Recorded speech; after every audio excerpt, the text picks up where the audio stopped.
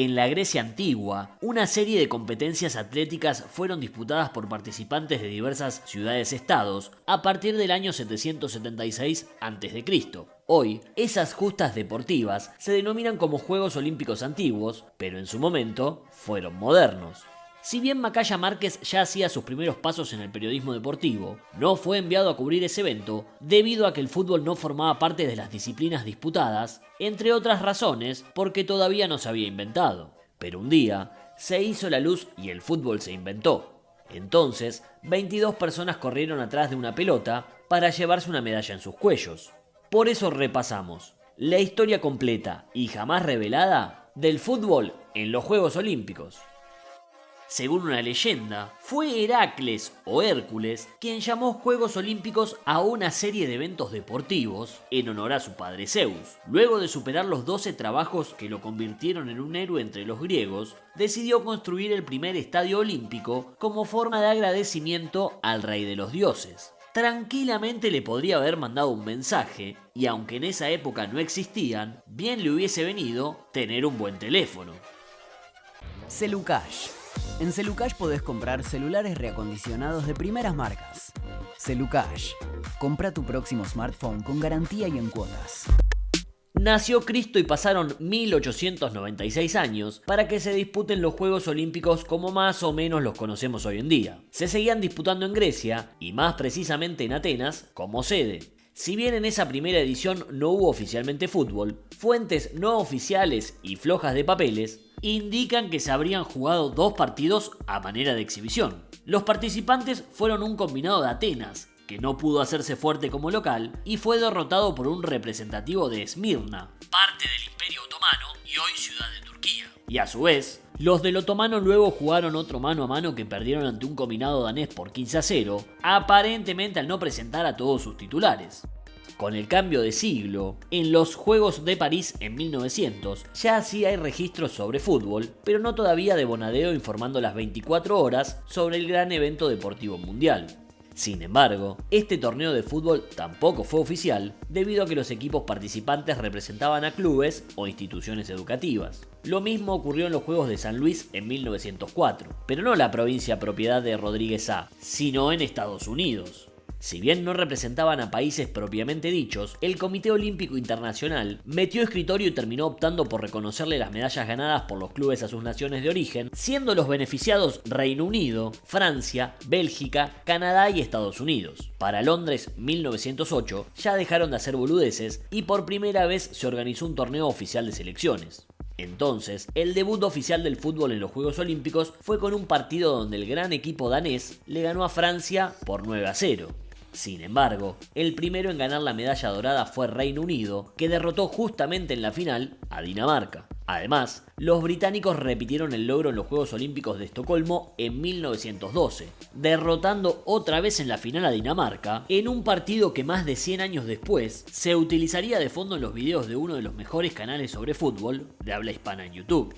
Cuando todavía transitábamos la era mesozoica, en 1920 sucedería algo que también más de 100 años después tendría repercusión en la actualidad, como por ejemplo los comentarios que se leerán en este video. La aparición de la FIFA como ente organizador de la competición olímpica y la leyenda uruguaya que crecería con el tiempo. Como la FIFA reconoció que en efecto la disciplina del fútbol en los Juegos Olímpicos constituía una especie de campeonato mundial, decidió tomar cartas en el asunto y directamente encargarse de su organización. Tanto los Juegos de París 1924 como los de Ámsterdam 1928 fueron ganados con un mérito incuestionable por Uruguay. Incluso en estos últimos, derrotando en el encuentro decisivo a Argentina, que ya demostraba sus facultades para perder finales. Por esta razón, y a pesar de tener una rica historia futbolística como para no tener que hacerlo, cual equipo chico, Uruguay lleva bordadas 4 estrellas junto a su escudo. Cuando es sabido que este lugar está reservado para las Copas del Mundo. Estas 4 estrellas refieren a 2 medallas doradas obtenidas en Juegos Olímpicos y las 2 restantes a sus mundiales ganados. Entonces, haciendo una libre interpretación de aquel reconocimiento de FIFA, Uruguay se autopercibe como 4 veces campeón del mundo. Si bien estas 2 ediciones fueron el puntapié inicial para la creación del primer mundial de fútbol, hay una forma muy simple de diferenciar ambas competiciones que es la siguiente. Un juego olímpico es un juego olímpico y un mundial es un mundial.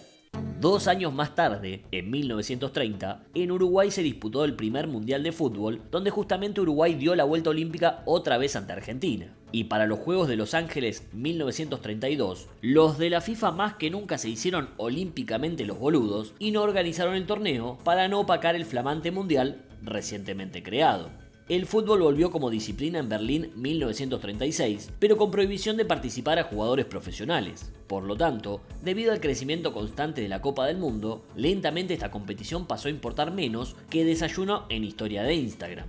Quienes sacaron provecho de esta situación fueron los denominados países del bloque soviético de Europa Oriental. Como los atletas de estas naciones representaban a sus estados, producto de los beneficios recibidos por los mismos, podían seguir manteniendo su condición de futbolistas amateur. Así fue como países socialistas como Unión Soviética, Hungría, Yugoslavia, Polonia, Checoslovaquia y Alemania Democrática tuvieron el placer de llevarse todo el oro y arrasar en las competiciones entre Londres 1948 y Moscú 1980. Como así la cosa no rendía, el Comité Olímpico Internacional metió mano para los Juegos de Los Ángeles en 1984 e impulsó nuevamente la participación de futbolistas profesionales. Pero la FIFA dijo que ni en pedo iba a ceder un poco de importancia a los mundiales, que ya organizaba cada 4 años, fomentando el crecimiento de su propio competidor.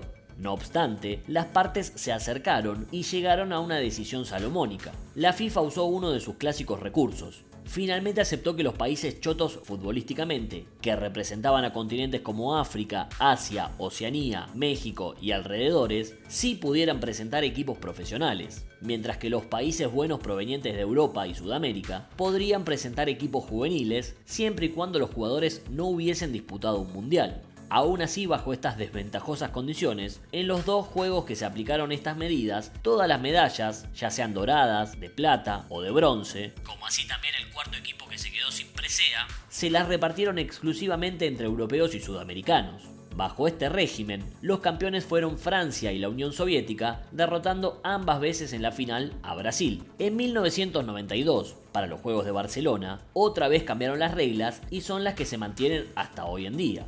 En esta oportunidad finalmente se resolvió que todas las selecciones participantes presentaran planteles conformados por jugadores menores de 23 años, con la excepción de poder incluir 3 jugadores mayores. Si bien el primer campeón fue el local, España, esta nueva norma sin duda benefició a los equipos africanos, aprovechando el beneficio que sus países les otorgan a sus ciudadanos de ir a notificar su nacimiento al registro civil aproximadamente cuando ya tienen 18 años. Así fue como Ghana ganó una medalla de bronce, Nigeria una dorada, gracias a tirar en la chica en la última jugada del partido, y Camerún también fue campeón, todo esto sucedido entre 1992 y el 2000.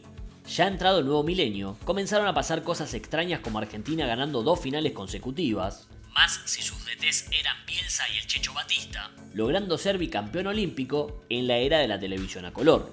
O incluso México ganándole insólitamente una final a Brasil, que tuvo su revancha 4 años más tarde, siendo campeón ante Alemania como local en el Maracaná, estadio donde cualquiera puede dar una vuelta olímpica.